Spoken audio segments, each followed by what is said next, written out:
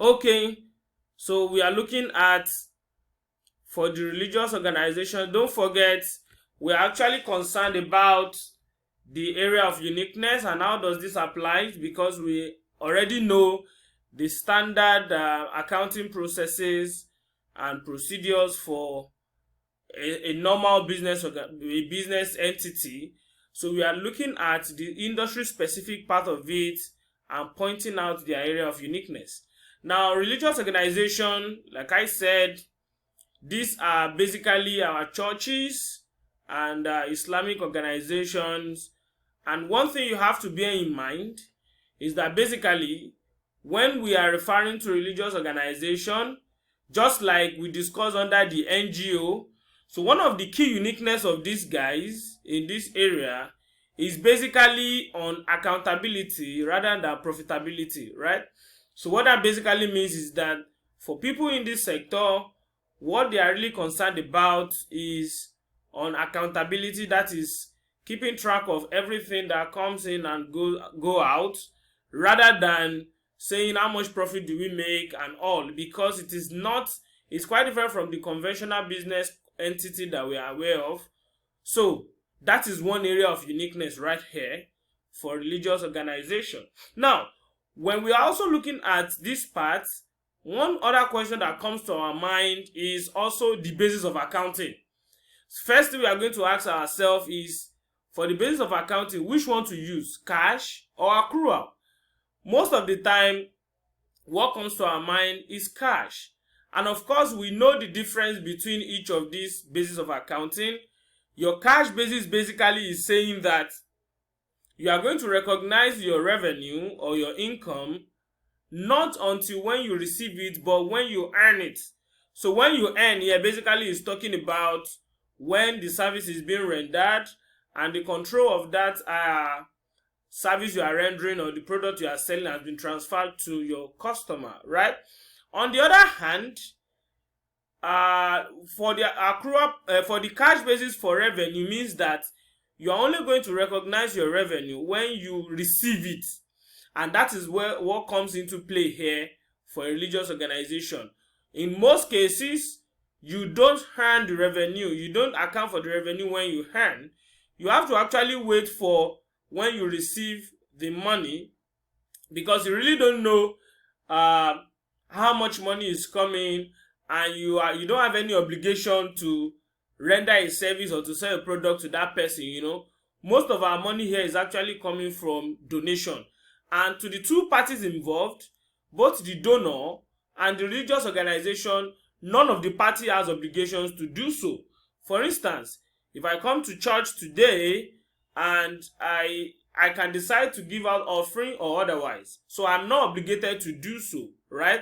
Just that I know quite alright that by doing that, I'm going to get some heavenly reward, right? So in that case, there's no obligation to perform here. So you can't recognize your revenue when you earn. You can only recognize when you receive. When time when person gives that offering or transfer the offering to the bank account, that is when you know that you have actually made you have an income, right? Then for the accrual in this case,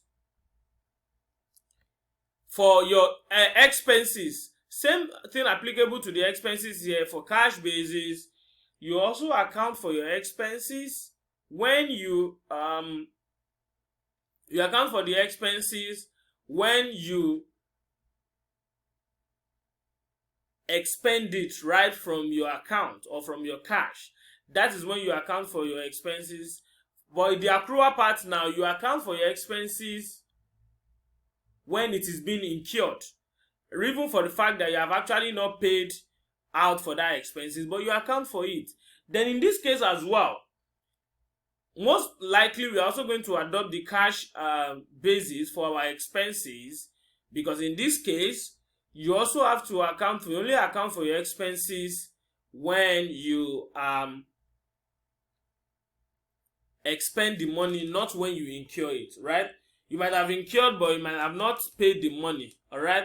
Now, something about the part of the income is pretty clear, because for a religious entity, no matter what, you can't account for your income when you have not earned revenue. So you only account for it when you receive. When the money comes for your offering, for your tithe, for your mission, for a particular project, until when it comes to the account, because you can't actually make plans for that, for someone's tithe and all. Probably, okay, you say someone's salary is fixed, and you know that all things being equal, they have to pay a 10%, and you now want to account for that. No.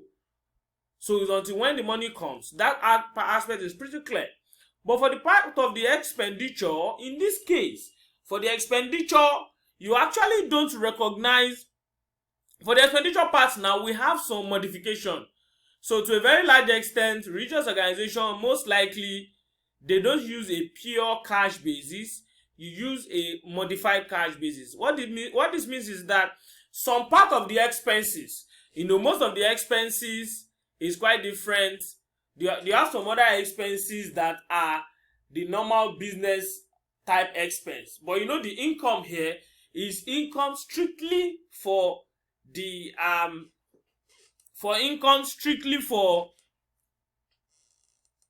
religious organization. All right. Now, the reason why it's going to be a modified cash basis is because some part of the expenses is more like the normal business expense. For instance, if we have salaries we pay to staff, and you know that at the end of the month we pay those salaries, the church workers and all, but at the end of the month we did not pay till the 4th or the 5th of the following month. In this case here, at the end of that month, we have to accrue for that salary. All right, even for the fact that we say we are using a cash basis. So that is where the modified cash basis comes in, because those areas are also the normal area for the normal conventional business. But for the income part, it is pure cash basis until when the revenue comes into the bank or cash. That is when you recognize them. So you actually don't recognize it when you earn, because you are not even earning anything here. You have no obligation on those money, and you don't have any obligation to perform to the donor. All right. Now, for the expense, you might have some modified parts for those expenses that has to do with the normal other business type expenses, like the salary. Someone rendered a service to you, and the person has rendered the service, but you are yet to pay in full. You accrue for it. All right. That is the aspect. However, also in the aspect of the income, there might also be some areas where you also made some investments, because you know that, okay, all the church money coming and all, you don't want it to be the funds to be idle. You decide to invest them into fixed deposits and all, or to make some short-term investments. Those ones can now follow suit the accrual basis. But the normal normal operations here that has to do with the normal income, that is your tithe, offering, mission, project and all, seeds, those ones will come using the cash basis. So to a very large extent, for religious organization, to a large extent, it is on a cash basis. All right. However, on QuickBooks, the beauty of it is that you can actually run your reports on using these two bases. I'm going to show you that you can run your reports, your financial reports, that you want to see this particular report on cash basis, and you also want to see this report on accrual basis, right? So you have the options to run reports using any of these two bases, right? So that is about the basis of accounting. Now, let's see the major activities and their treatment on QuickBooks. Right here, we're actually looking at the area of uniqueness, right? The first one is your treatment of tithes and offerings, right?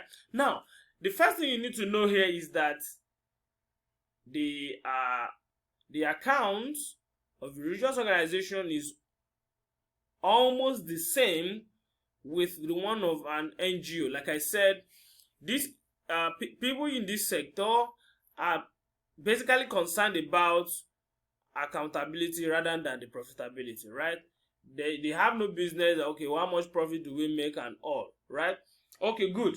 Now, the first thing here, now one thing you need to know is that in this sector, they don't have a cost of sale.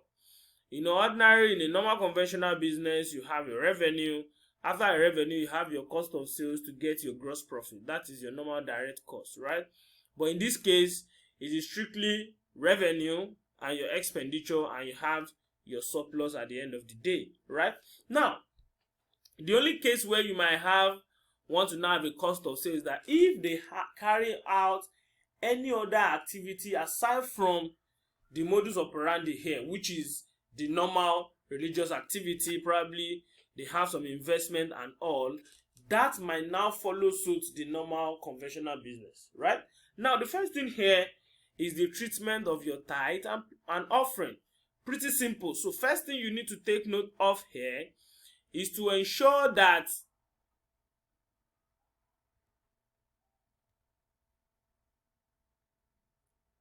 I haven't presented my screen. Let me go ahead and do that.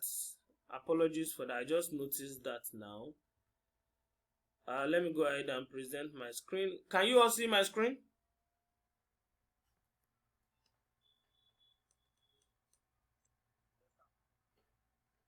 Okay, great. So this is what I was explaining earlier, just about this basis of accounting, that which one to choose, is it cash or accrual? So this is what I was explaining earlier. Now the other one now, which is here, talking about the activities and their treatment. So the first one is the treatment of tithe and offering. Basically, we want to look at how to handle this. Majorly, so one thing you also need to know here is that for a religious organization, all their religious activity line, everything qualifies to be on your chart of account as your income account. This is what I'm saying. Offering is a religious activity line. It should be on your chart of account as an income account. Your tithe is a religious activity line. It should also be on your chart of account as an income account. Your seeds, to know the amount of people that sowed seed for a particular month, it should be is a religious activity line. It should also be part of your chart of account. Mission is also a religious activity line, and it should be your project. You have new site project, all activity that has to do with all your different religious activity line, everything should be part of your chart as an income account, so that at the end of the day we can equally see how much money that was made from how much money we received from each of those areas, right? So for your tithe and your offering, basically pretty simple. When you are posting them, you use create sales receipt. Pretty simple, right? Now, one thing you also need to know here is that we don't right here, there's nothing like customers, but we can have vendors like the suppliers. Why do we need to have vendors? Some people that render service to us, probably people that constructed, we gave out a new church to a contractor and we don't pay them in full, so we want to keep track of the amounts we are owing and all, then those ones can come in as a vendor. But in the case of customer, there is none, because these are our members, our congregation. We actually are not transacting any business with them, so they are not our customer, right? So when you are processing all your income, your inflows, you use your create sales receipt. While using your create sales receipt, this would not request for the customer name or anything before you can process. All right, so while you are here, you don't need the customer name to process anything. Okay, so the first thing you need to ensure now is that you must ensure you set up all the religious activity line and link them to the respective income account. How do you do that? So you come to list, then come to item list, then click on item, then click on new. Then this is going to be a service, remember? Then the first one, let's say offering. So you put that here. Then the account here is going to be, so you can see tithe/offering.